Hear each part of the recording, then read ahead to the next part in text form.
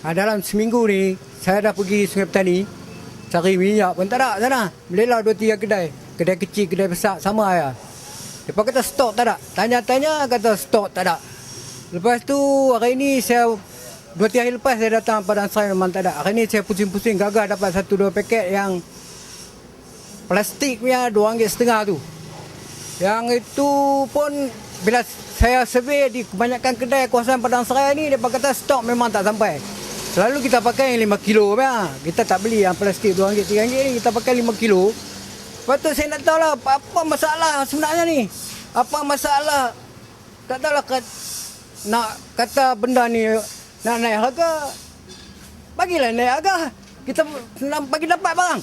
Barang tak dapat macam mana kita nak buat? Kita cari sana cari sini, habis duit minyak, habis duit minyak kereta dah minyak naik harga.